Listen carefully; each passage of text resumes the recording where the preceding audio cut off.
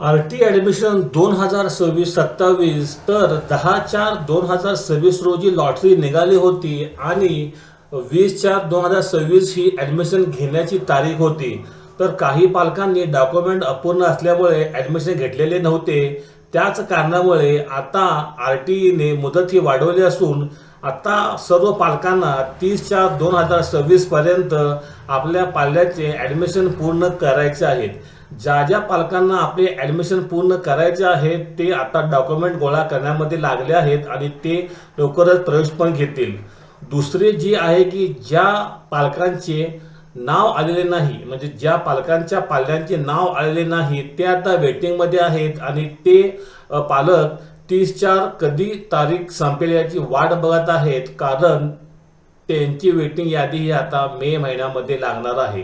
मात्र याच्यामध्ये ज्या ज्या पालकांनी अर्ज केले होते अशा बऱ्याचशा पालकांना SMS आलेले नाहीत आणि यांचे नाव पण आलेले नाही, ज्यांचे अर्ज रिजेक्ट झालेले आहेत. तर बऱ्याचशा पालकांना हे कळत नाही आहे की आम्ही अर्ज केला होता पण आमचे नाव आलेले नाही आहे आणि आमचे नाव रिजेक्ट झालेले आहे. असे का, आमचे अंतर कमी असून पण आमचे नाव आलेले नाही, असा बऱ्याचशा पालकांचा मनात प्रश्न आहे. तर आपण इथे RTIच्या पोर्टलवर पाहू शकाल की टोटल नंबर ऑफ ॲप्लिकेशन्स हे 2,89,286 केले गेलेले आहेत. नंबर ऑफ सिलेक्शन्स हे 1,05,811 झालेले आहेत आणि 86,034 पालक हे वेटिंगमध्ये आहेत. आज 24/4/2026 पर्यंत 52,719 जणांनी आपल्या पाल्यांचे ॲडमिशन केलेले आहे. हा आकडा झपाट्याने वाढत आहे. मात्र बऱ्याचशा पालकांचे अर्ज हे रिजेक्ट झालेले आहेत.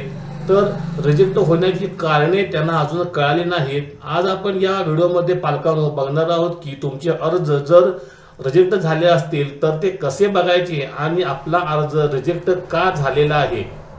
तर चला पालकांनो व्हिडिओला सुरुवात करूया. RT प्रवेशासाठी अर्ज जर नाकारण्याची प्रमुख कारणे चुकीचा किंवा अपूर्ण पत्ता पुरावा. पालकांनो, जर आपण आपल्या अर्जामध्ये चुकीचा किंवा अपूर्ण पत्ता टाकला असेल तर आपला अर्ज नाकारला जाऊ शकतो. सगळ्यात महत्त्वाचा मुद्दा म्हणजे वयोमर्यादेचे उल्लंघन.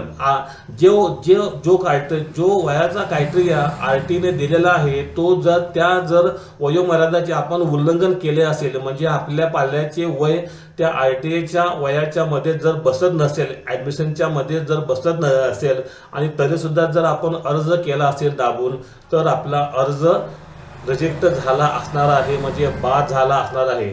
उत्पन्नाचा दाखला जुळवत नसणे. आपण काढलेला उत्पन्नाचा दाखला एक असतो आणि आपण जोडलेला एक असतो. तो दाखला जुळवत नसल्यामुळे सुद्धा आपला अर्ज रिजेक्ट झाला आहे. रहिवासी दाखल्यात प्रभाग क्रमांक नसणे. जो आपला रहिवासी दाखला आहे याच्यामध्ये प्रभाग क्रमांक असणे. जर आपण महानगरपालिकामध्ये राहत असाल तर आपला प्रभाग क्रमांक असणे गरजेचे आहे, पण ते नाही आहे. हे पण एक कारण आहे की याच्यामुळे सुद्धा आपला अर्ज रिजेक्ट झाला असणार आहे. आधार कार्डवरती जन्मतारीख पूर्ण नसल्यामुळे अर्ज नाकारले जाऊ शकतात. आपल्या पाल्याची जन्मतारीख जर आधार कार्डवर पूर्ण नसेल तर आपला अर्ज नाकारला गेलेला आहे. RTA फॉर्म रिजेक्ट होण्याची आणखी महत्त्वाची कारणे आपण खालीलप्रमाणे बघूया. चुकीचा रहिवासी पुरावा. अर्जदार मुलाचा पत्ता आणि अर्जातील पत्ता जुळत नसणे. रहिवासी पुराव्यात वार्ड क्रमांक अर्धवट असणे. यामुळे आपला अर्ज हा रिजेक्ट झाला असण्याची शक्यता आहे. वय अपात्रता. RTच्या वयोमर्यादेपेक्षा कमी किंवा जास्त वय असणे. चुकीचे उत्पन्न प्रमाणपत्र. जर आपण चुकीचे उत्पन्न प्रमाणपत्र जोडले असेल किंवा निकषापेक्षा जास्त जर आपले उत्पन्न असेल तर आपला अर्ज बाद झाला असेल. चुकीची शाळा निवड. घरापासून दूर असलेल्या शाळा किंवा RTसाठी जर आपण अपात्र शाळा निवडल्या असतील, म्हणजे काय, जर एखादी शाळा RTसाठी पात्रच नाही आहे आणि जर ती आपण शाळा निवडली असेल तर आपला अर्ज बाद झाला असणार आहे. RTपासून 5 किलोमीटरपेक्षा जास्त जर तुम्ही शाळा निवडली असेल 7-8 किलोमीटर अंतरावरील तरीसुद्धा आपला अर्ज बाद झाला असेल. आधार कार्ड वरील त्रुटी. आपल्या पाल्याच्या आधार कार्डवर जर जन्मतारीख पूर्ण नसेल किंवा नावामध्ये स्पेलिंगची चूक असेल, जर बर्थ सर्टिफिकेट आणि आधार कार्डवरील नावामध्ये स्पेलिंगची चूक असणे, डेट ऑफ बर्थमध्ये डिफरन्स असणे, या कारणामुळे देखील आपला अर्ज रिजेक्ट झाला असण्याची शक्यता आहे. दस्तावेज अपलोड न करणे, आवश्यक ती कागदपत्र अपलोड करण्यासाठी आरटीने सांगितले होते, मात्र काही पालकांनी कागदपत्रेच अपलोड केलेली नाही आहेत आणि या कारणामुळे सुद्धा आपला अर्ज बाद झाला असण्याची शक्यता आहे.